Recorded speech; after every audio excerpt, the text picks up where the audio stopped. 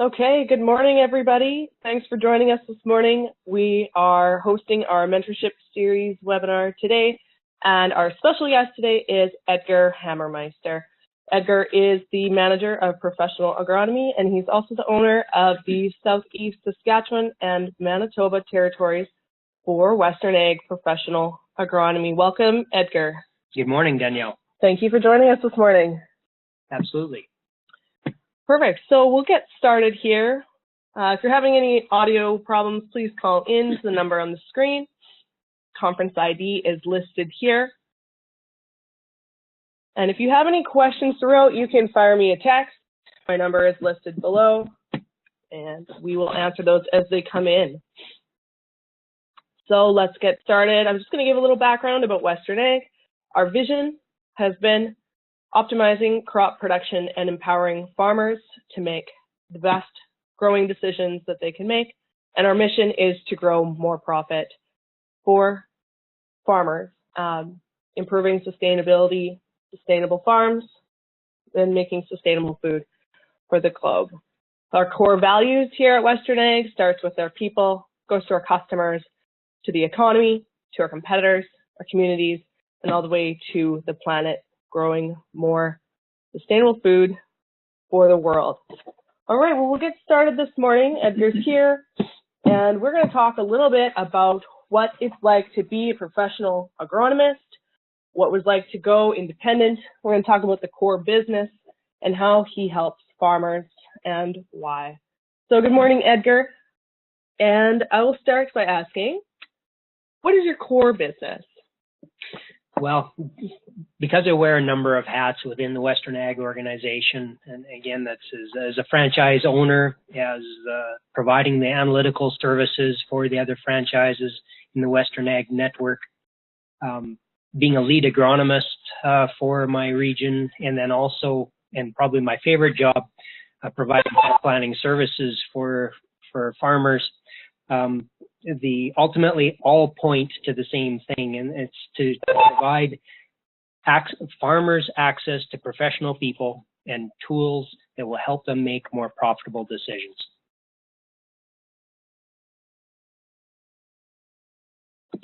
Perfect.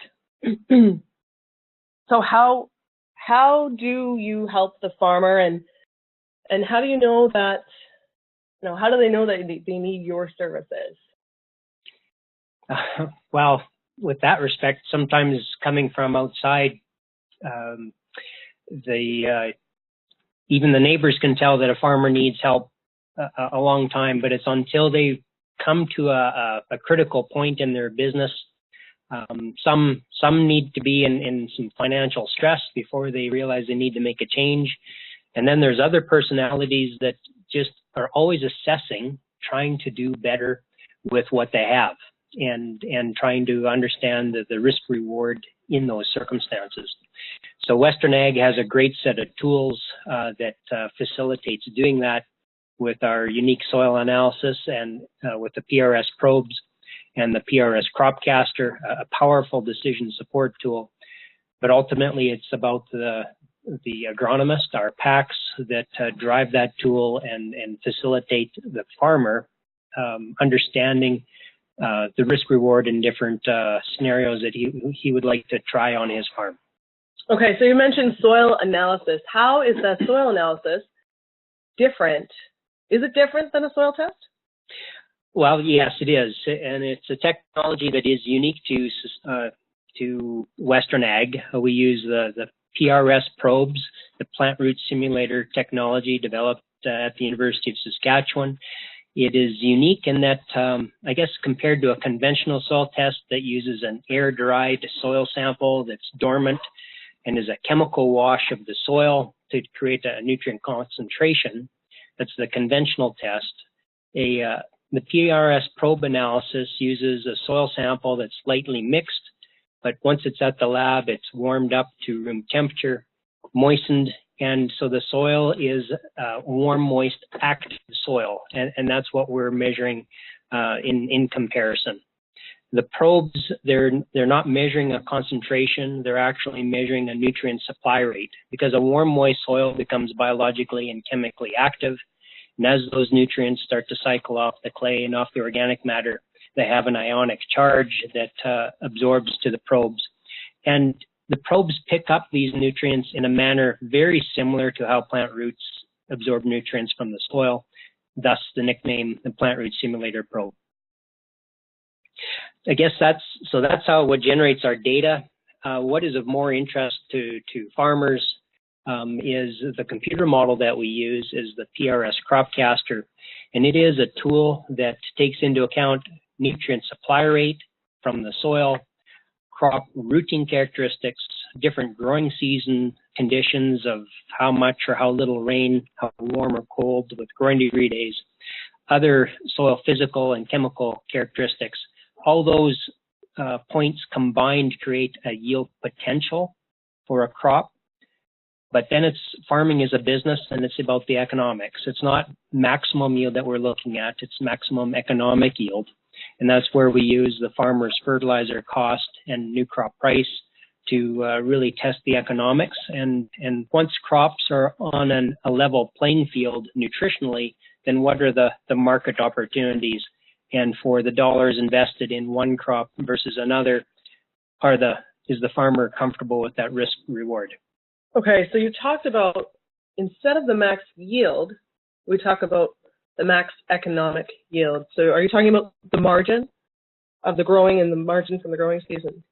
Ultimately, for margins, because in the model we consider the farm's own the other costs, which are everything but fertilizer, and ultimately the CropCast can be used for full cost of production analysis, so that we know what the break even is comparing scenarios at 6, 8, 10 inches of rain. What if we fertilize for 10 and only get 7?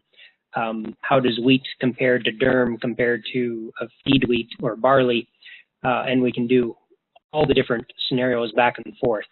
Ultimately, different crops have different costs of production related to how much herbicide or fungicide is needed, or other field costs, equipment costs. Those would be included in the other cost category, but because we can do all the widths, we can grow the crop under different scenarios, basically putting the farm season into a game and playing the game over and over to test how, if we run at a certain level, what kind of outcome can we get, or if we run at a different scenario, then what can we achieve that way? And everything ultimately is as much as we can run the scenarios, our job is to show options to our customers, and ultimately it's the customers, everything's tailored to their risk tolerance.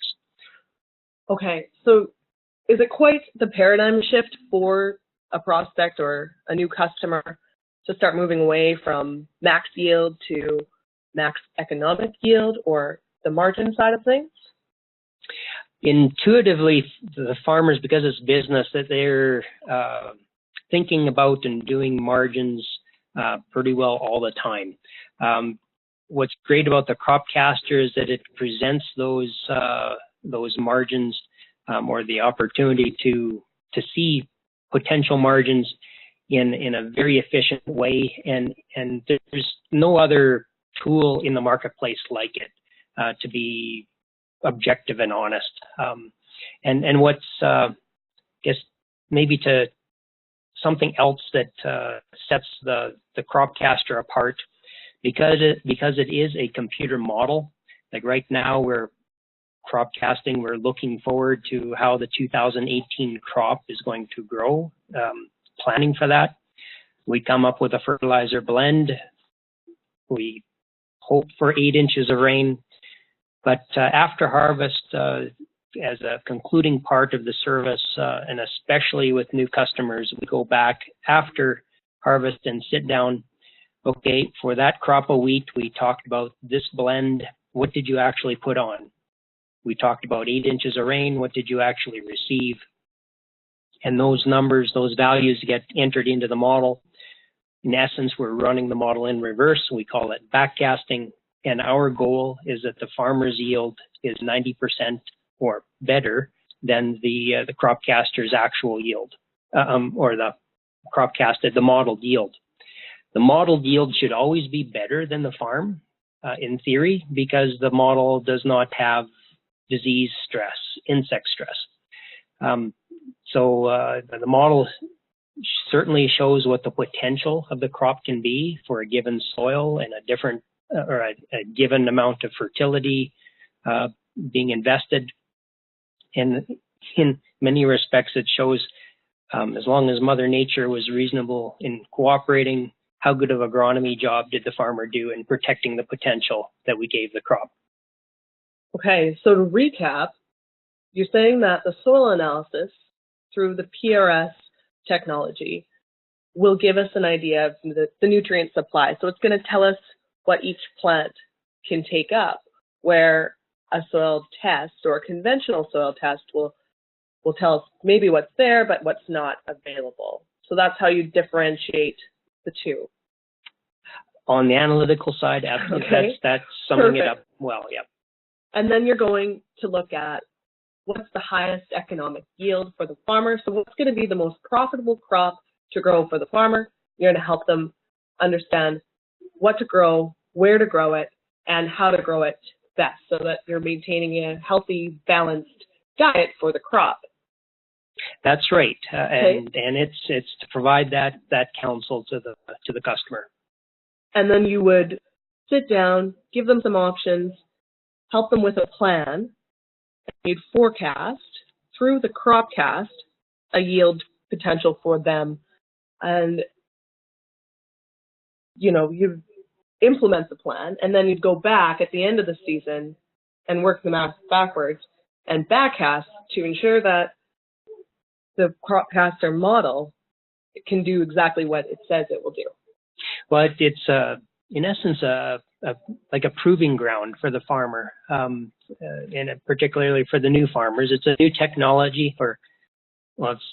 We're doing 20 years of CropCasting now, so it's not really new, but it's new for that individual, and it's about establishing a comfort level. And as they gain experience and they see how well the model can predict and backcast, then it becomes that much more an important tool, a decision-making tool that they can, if opportunities for new and different crops come up, something that they're not used to growing on their farm, we can give them a what-if scenario, and they can have very good confidence in what those numbers will be.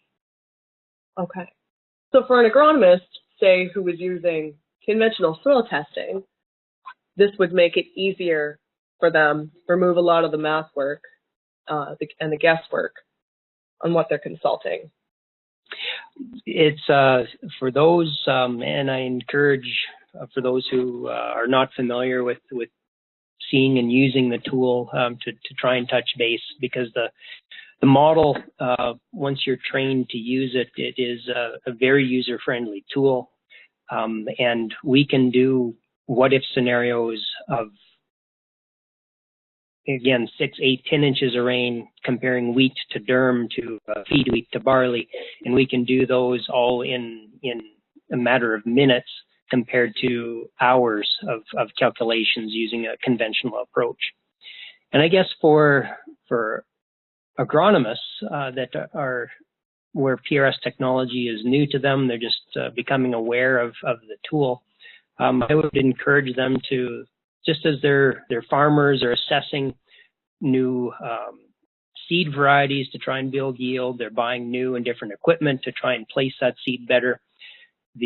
This technology has evolved as to how to understand what's going on in the soil. And the PRS probes, along with the PRS CropCaster, can see the soil in much greater detail and higher resolution. And so for those independent agronomists, I would encourage, objectively think about the tools that you're using now, and start checking into the science, because the probes are very powerful, and they do such a terrific job at dialing in, assisting the farmer in his decision making. So they're very accurate, and you can prove that through the backcast. But it's also a functional view or method of analyzing the soil and what's available. So you couldn't really compare a soil test to a PRS CropCast. That's a fair statement, and that the numbers, because a conventional soil test is generating a concentration value for nitrogen, phosphate, or whatever nutrient, the PRS probes are measuring a supply rate of nutrients. And so it's a fundamentally different form of measurement. So the language and thinking is a little bit different to that. And but the fundamentals of agronomy are all the same. The nutrient dynamics are all, it's common science.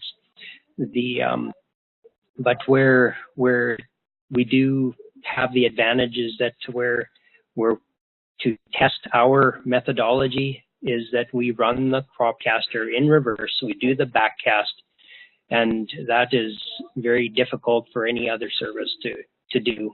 They just don't have the tools that we do. Okay, good to know. So Edgar, tell me a little bit about some of your core values.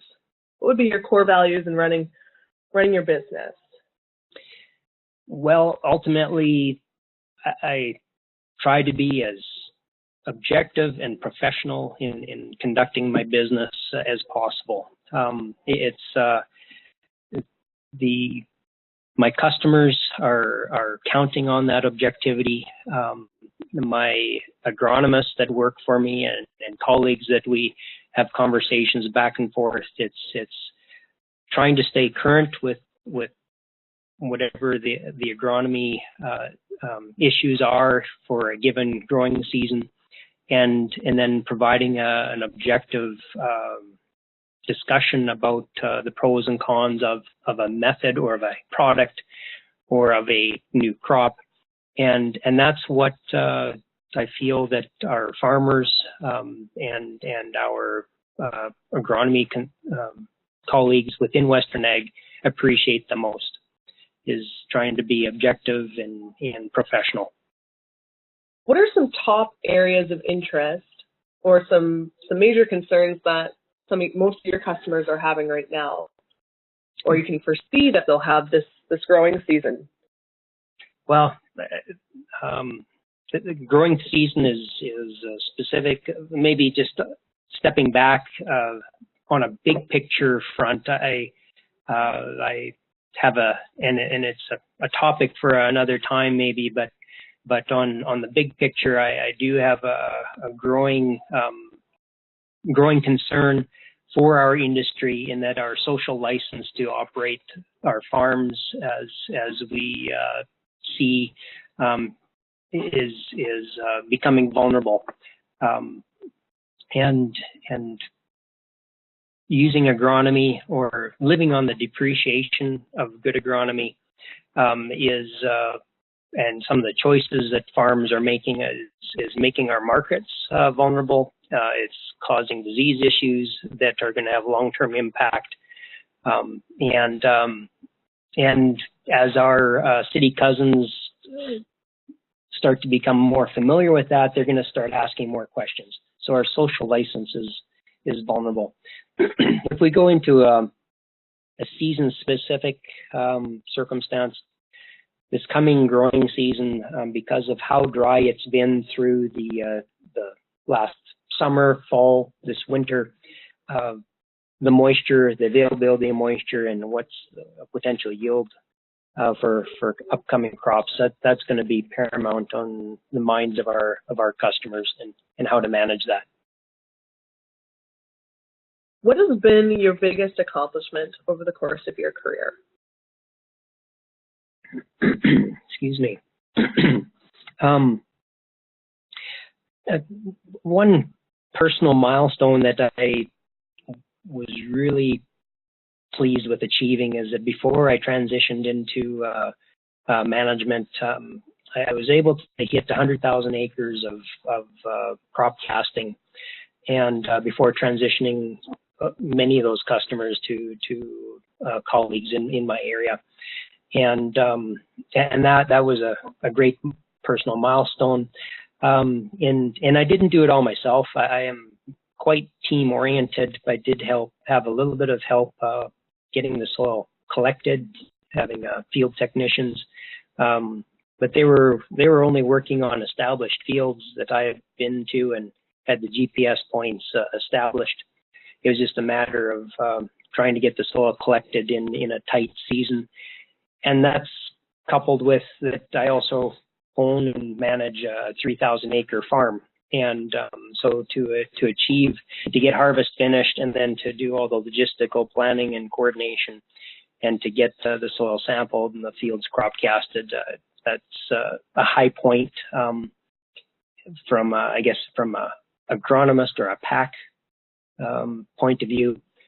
And then just being, I very much enjoy being involved with the Western Ag organization, and I recognize the potential that it can give to farmers in making their farms more profitable, and also for agronomists.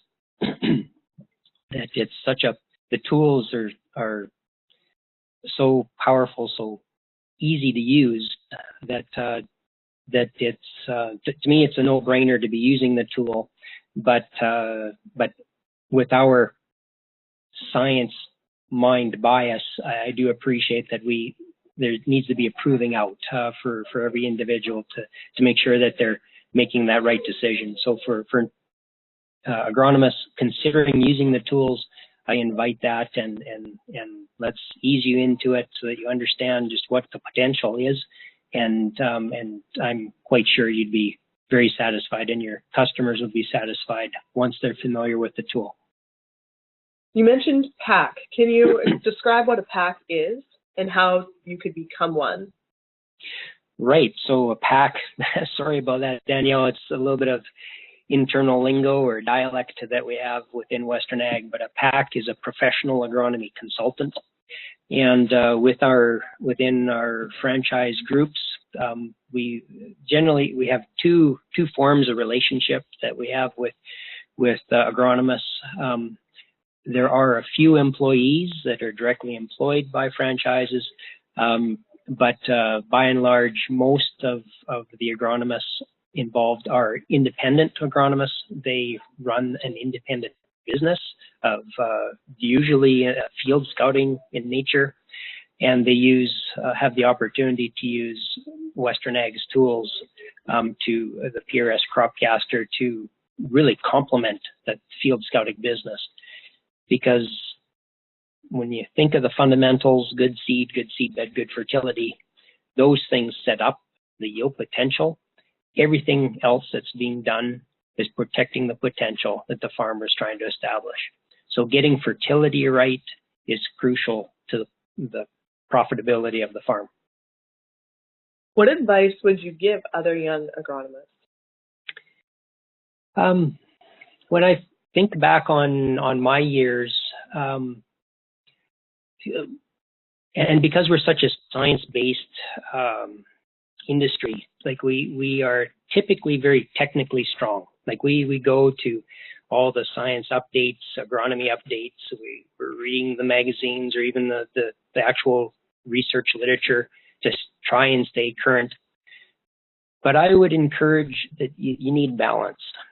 We are a relationship business, and where we have the technical skills, but we also need to develop the soft skills. And in many aspects, it's variations of sales training. And by that, I don't mean that that we're out trying to sell Western Ag services hard.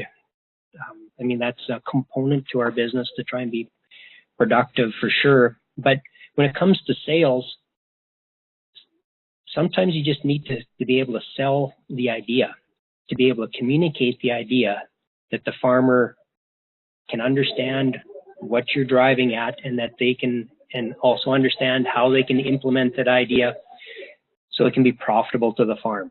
If we aren't able to communicate that idea effectively, the farmer isn't receiving full value out of our service, And if they don't perceive they're getting value, then, we're vulnerable of not being on the farm. So a very balanced approach of, we do need to have our technical skills, but we need to work on our soft skills as well.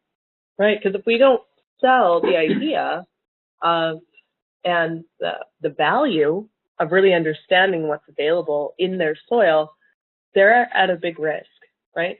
They're at a risk of going back to guessing and under-fertilizing or over-fertilizing and not really efficiently utilizing those fertilizer dollars, right? And the sustainable piece to having healthy soil and that sustainability piece as well. So there's a big opportunity cost to not knowing what the best, calculated risk taking would be, or the best plan would be. That's really what it is, Danielle. It's and I try to frame it as positively as I can. The farmer may have choices, or he's thinking about what he's done in the past and would like to continue to do what he's done in the past. And the CropCaster can identify what missed opportunities there are, be it missed opportunities and increase in yield by using a balanced fertility to do that, or maybe it's growing spring wheat, bread wheat is not the best option on that particular field. Depending on the fertilizer costs and other market opportunities, maybe other crops can be more profitable to the farm. But if the farmer is not familiar with growing some of the feed wheats or the soft wheats or a canary seed, well, we can show the potential profitability relative to what they're currently planning. So again, it's not for us to decide, it's for us to show options, but that's where the value is, and that's our goal, to be a counsel to the farmer, and ultimately they make the decision. And then our next step is, well, okay, let's help plan the logistics to get that decision implemented. So the main benefits that I hear are giving the farmer, the farm manager, peace of mind and confidence in that they are making the best decisions they can to set up the foundation for a successful growing year. Now, what would be kind of the next big thing in ag that comes to mind for you? Coming down the pipe, I feel fairly strongly that intercropping is going to be important. There's going to be agronomic stresses that will be encouraging farmers to look at trying to deal with the issues with intercrop. It might even be economics, but there's a lot of learning. There's kind of the early efforts are being made to try and understand the dynamics of intercrop. But as agronomists, I think that's the next big thing that we need to get a handle on, and to know how to CropCast crops when they're grown in as an intercrop. Right, and Western Ag just received some big funding to do a big intercropping study using the PRS probes. Have we done some PRS intercropping studies before? Well, it's outside of my scope. I have a little bit of familiarity, but what I would encourage people to do is, if they would like to learn a little bit more about that, if they go to westernag.ca, and then there's a whole research side of the company that we haven't touched on yet in this conversation, and that's Western Ag Innovations. And so the PRS probes have been used around the world for over 20 years, and by over 2,000 researchers, and so the probes have been used in many different applications in that research. Going to Western Ag Innovations, you can go through and sort through hundreds of research papers, but doing research is one thing, but it's being able to interpret the research and make it applicable to the farm that's a big step that still needs to be understood, or how to deliver that so that the farmer can make educated decisions. We're still in the early game that way. Absolutely. Tell me something that we wouldn't necessarily know about you, Edgar. Well, not a lot of people, because I don't talk about it that much, but I have a true passion for the game of hockey. Loved playing it as a kid, even a little bit as an adult, although those are many, many days ago now that I've been active that way. But I love coaching hockey. And when as things get a little bit more established here with the company, I very much look forward to the opportunity to go back and coach minor hockey. There's nothing that gets you feeling, gets that soft side going when you are explaining not just a technical skill related to hockey, but a philosophy of why you're trying to develop this play. And when the kids get it and the eyes light up, and then they go into a game, they go into a game and they implement that play and it works. I mean, that's a great success, and I look forward to the opportunity to get back to that here sometime soon. Well, that's great. Good for you.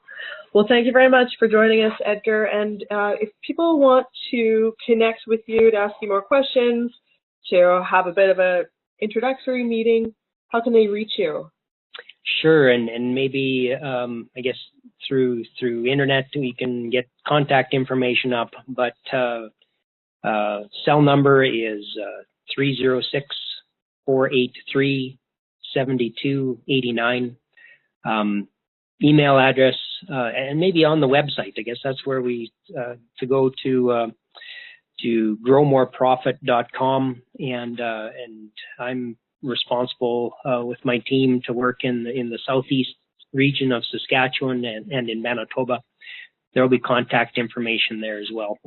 But for those who want to jot down a quick note, my email address is me.hammer, HAMMER, @westernag.ca. Perfect. Thank you, Edgar. My pleasure, Danielle. Great. Well, thanks everyone for joining us today. I hope that inspired you a little bit. I want you to think about your intentions for this year. What is your why? And what kind of impact do you want to make? And what else would you like to do or learn? If you want to connect with us, please find us on Twitter, find us on Facebook, or go to our website. We would love to meet you. Thank you, and have a great day.